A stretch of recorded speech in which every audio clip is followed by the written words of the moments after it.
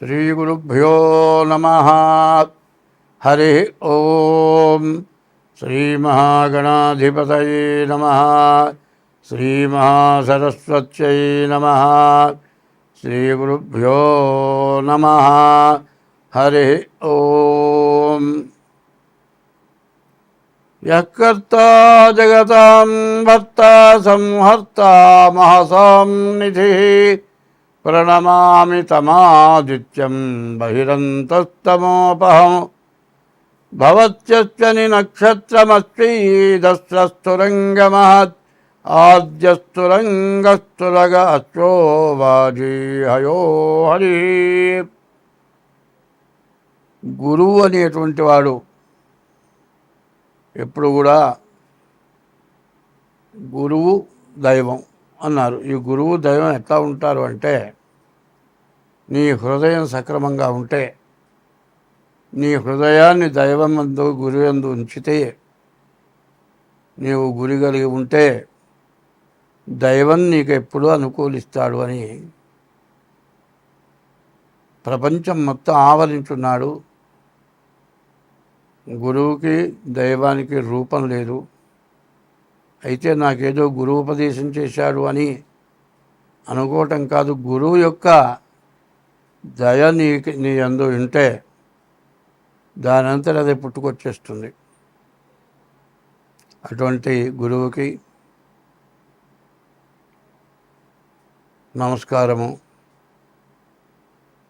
వైశాఖే మాసి కృష్ణాయ దశమ్యాం మందవాసరే పూర్వాభాద్ర ప్రబోధాయ మంగళం శ్రీ హనుమతే. హనుమత్ సీతా సమేత శ్రీరామచంద్రమూర్తికి శిరసాష్టాంగ నమస్కారాలు అర్పిస్తూ 2025 సంవత్సరం అక్టోబర్ నెల కుంభరాశి. ఈ కుంభరాశి పరిస్థితి ఏమిటా అని ఆలోచిస్తే, ఈ కుంభరాశికి శని పూర్తిగా బాగాలేడు. ఈ శని వల్ల చాలా సమస్యలు. నవంబరు 27వ తారీఖు వరకు వక్రించిన శని కుంభాన్ని కూడా చూస్తూ ఉండటం చేత కుంభరాశి వాళ్ళకి పూర్తిగా కష్టతరం. తర్వాత నవంబర్ 27కి శని మీనానికి వస్తాడు కాబట్టి, మీనంలోనే ఉంటాడు కాబట్టి, ధనాధిపతి కాబట్టి అప్పులు తెచ్చుకోవడంతో మీరు చాలా కష్టాలు పడతారు.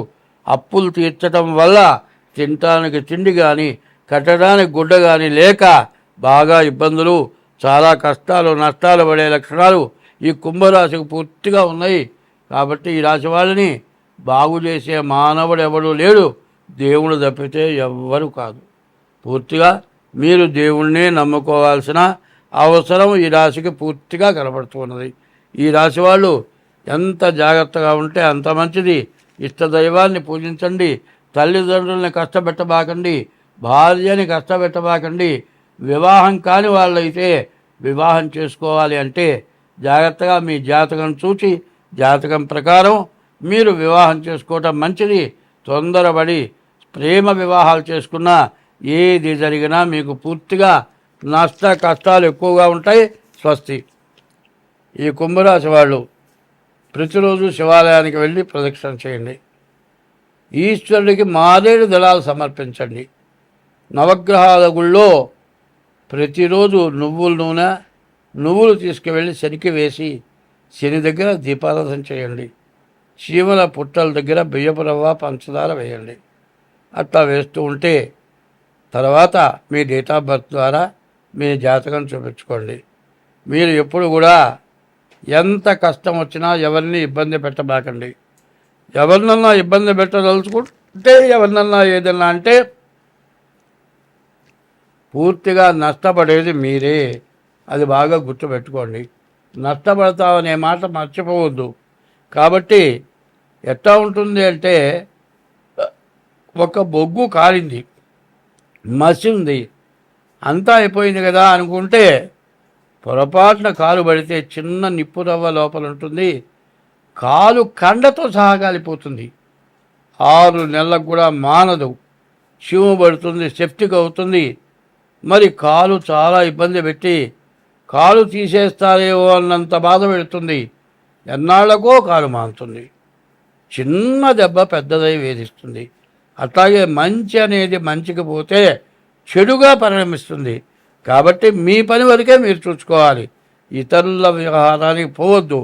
ఎవరైనా పిలిచినా పోవద్దు. సలహాలు చెప్పొద్దు. పరిష్కారాలకు పోవద్దు. ఎక్కడా ఎవరైనా తీసుకునే లోన్లకి సంతకాలు పెట్టద్దు. చీటీ పాడేదానికి సంతకాలు పెట్టద్దు. మీరు ఎవరికైనా డబ్బులు ఇస్తే తిరిగి డబ్బులు రావు.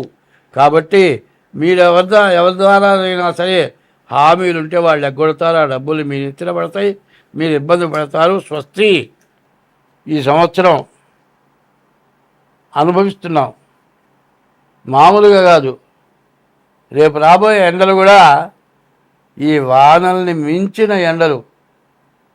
అగ్ని కనబడుతుంది ఎండలో. ఎండలోనే మంటలు వచ్చే పరిస్థితి కూడా వస్తుంది. ఇంతకుముందు ఇట్లాంటివి వస్తాయి, అరిష్టాలు వస్తాయి, మరి చాలా గొడవలు వస్తాయి, చాలా సమస్యలు వస్తాయి, మరి చాలా సమస్యలకు గురవుతాము. జాగ్రత్తగా ఉండండి. దైవాన్ని పూజించని చెబితే ఏవయా జాతకం చెప్పమంటే ఇట్లాంటి మాటలు చెబుతావేమిటి అని అన్నారు. మరి ఇప్పుడు అనుభవిస్తున్నాం. చూడండి, దేశంలో వచ్చిన వరదలు మామూలు వరదలు కావు. ఇట్లాంటి వరదలు ఎప్పుడు చూడలే. మరి కాశీ, గంగా, హరిద్వార్, హృషికేశ్, అమర్నాథ్ మొత్తం మునిగిపోయింది. చివరికి విజయవాడ రైలు బ్రిడ్జి పైకి కూడా నీళ్ళు వచ్చినాయి. ఇంత నీరు రావటం వల్ల నీటి కాలుష్యం ఎక్కువైపోయింది, వాయు కాలుష్యం ఎక్కువైపోయింది.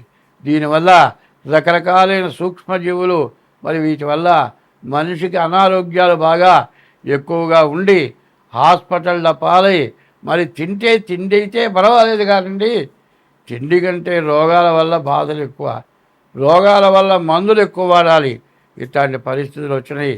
దీని నుంచి మనం తప్పించుకోవాలి అంటే ఒకటే చెబుతున్నా, ఈ 12 రాసుల వాళ్ళకి కూడా నేను బాగున్నాను అని ఎవ్వరూ నమ్మటానికి వీలు కాని పరిస్థితి.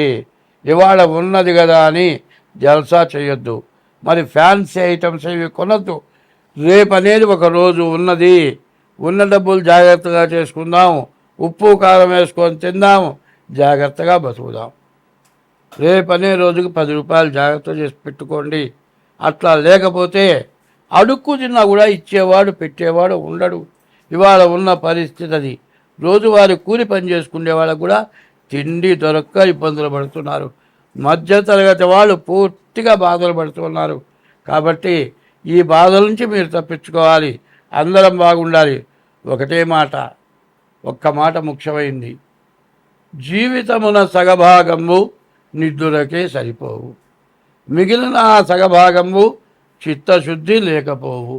అతి నిద్రాలోనుడు తెలివిలేని మూర్ఖుడు, పరమార్థం కానలేక నిద్దులకే చెడతాడు. మత్తు, ఈ మత్తు నిద్ర మత్తు. నిద్ర 12 గంటలు పోతే తర్వాత లేచిన తర్వాత 2 గంటల దాకా మత్తు వదలదు. ఇది కాకుండా రాత్రి 12 గంటలు నిద్రమత్తు, లేచిన తర్వాత నిద్రమత్తు ఇంకా 2 గంటలు తాగొచ్చి పడుకుంటే 10 గంటల దాకా మత్తు. ఈ మత్తు నుండి బయటపడాలి. ఈ మత్తు పదార్థాలు వాడటం తగ్గించాలి. రోజు కనీసం సూర్యోదయానికి ముందుగా లేచి కనీసం 3 గంటలు లేచి 5 గంటల దాకా దైవాన్ని స్మరించాలి. ఎట్లా? ఓం నమ శివాయ, ఓం నమో నారాయణాయ, మరి ఇట్లాంటి మంత్రాలని ఒక్క 3 గంటల సేపు స్మరించి తెల్లవారగానే సూర్యుడికి నమస్కారం చేయటం చేయండి.